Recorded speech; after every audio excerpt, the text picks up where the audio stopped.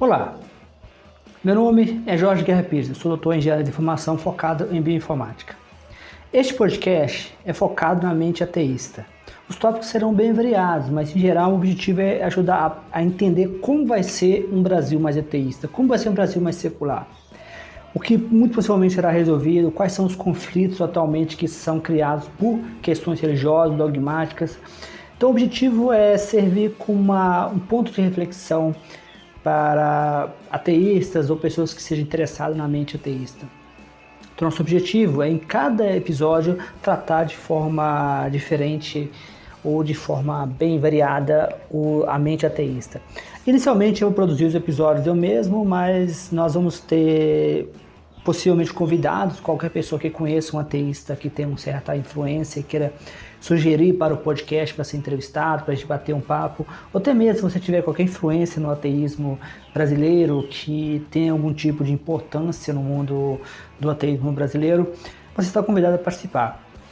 Eu sou autor de vários livros e os meus últimos livros têm sido focados em ateísmo. Eu sugiro eu peço gentilmente que conheça os meus livros na Amazon, no Google Books e também conheça meu canal do YouTube, onde esse podcast vai estar disponível com episódios extras e também será disponível, todos os episódios do podcast estão disponíveis no YouTube com a adição de mais episódios. Então se inscreva no meu canal do YouTube e deixa seu like e suas estrelas, dependendo de qual plataforma você estiver usando. Então, bom aprendizado. Olá! Hoje a gente mergulha numa discussão assim bem na fronteira entre filosofia, religião e identidade pessoal, né?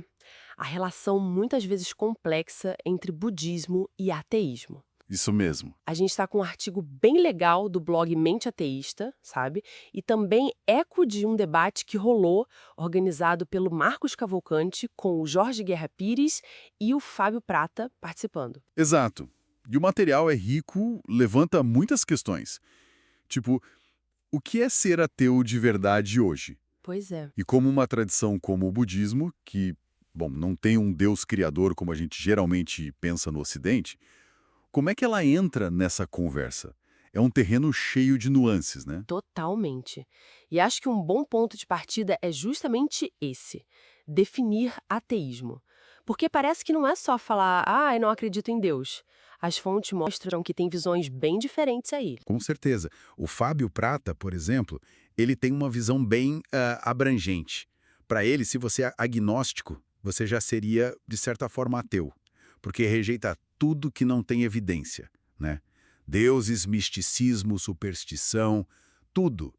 É uma descrença mais ativa, consciente. Faz sentido essa ideia de ir além da questão de Deus, né? Uma rejeição mais ampla do sobrenatural. Mas tem gente que discorda disso. Tem sim. O Marcos Cavalcante, por exemplo, ele vê o ateísmo mais como uma posição filosófica, sabe? Algo que você chega através da reflexão, não um ponto de partida passivo. Entendi. E tem uma coisa interessante que o Jorge Guerra Pires levantou. Ele fez uma pesquisa informal, assim, em grupos ateístas e viu que, olha só, uma minoria, tipo uns 13%, define ateísmo só como negar Deus. Só 13%? É. A grande maioria, quase 90%, acha que ser ateu envolve negar qualquer tipo de superstição. Isso já mostra como o próprio termo é complicado internamente. Nossa, essa diferença é enorme. E é aí que o budismo entra para complicar mais ainda, imagino. Como é que o artigo e a discussão encaixam o budismo nisso tudo? Então, o Jorge Guerra Pires, lá no artigo dele, ele traz a ideia de um Buda original mais seco, vamos dizer assim, focado na prática, meio avesso a misticismo. Seco no sentido de não ter muita firula sobrenatural, entende? E como o Buda não é um deus criador, ele argumenta que, tecnicamente, um budista poderia sim ser visto como ateu. Ele até menciona que muitas escolas budistas não têm um único livro sagrado e nem exigem aquela obediência cega a dogmas. Interessante essa perspectiva. Mas aí a gente esbarra na realidade do budismo como ele é praticado, né? Bom, todas as suas vertentes e histórias. Exatamente. O Marcos Cavalcante bate muito nessa tecla. Ele lembra dos elementos míticos do nascimento de Buda.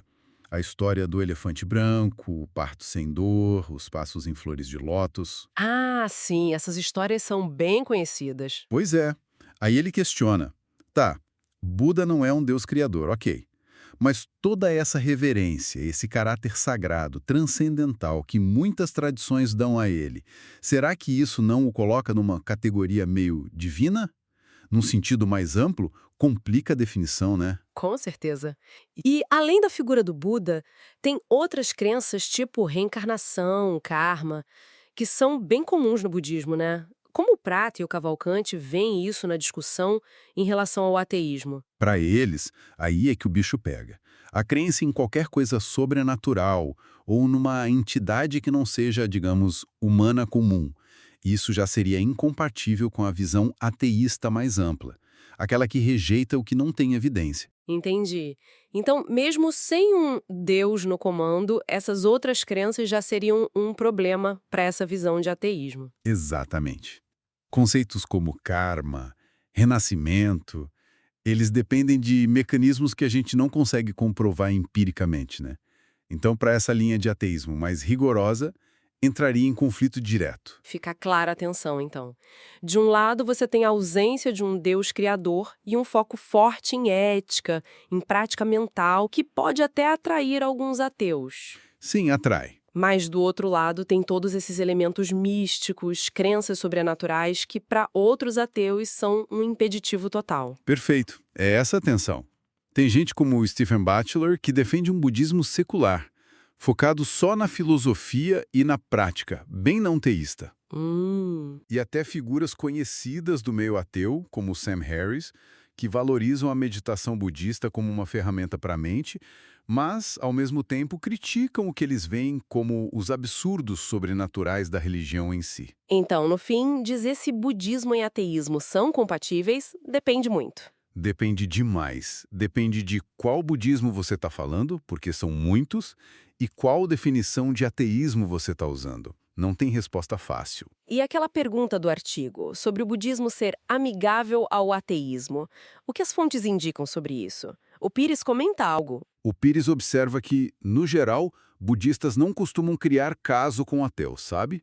Parece ter menos atrito do que talvez a relação histórica entre ateísmo e as religiões teístas mais tradicionais, com dogmas muito fechados e deuses bem definidos. Faz sentido. A falta desse Deus criador talvez abra um espaço diferente para a conversa, né? Pode ser que sim, talvez a ênfase na experiência pessoal, em algumas vertentes, ajude nisso também. Então, resumindo a ópera, não dá para cravar budismo é ateu ou budismo não é ateu.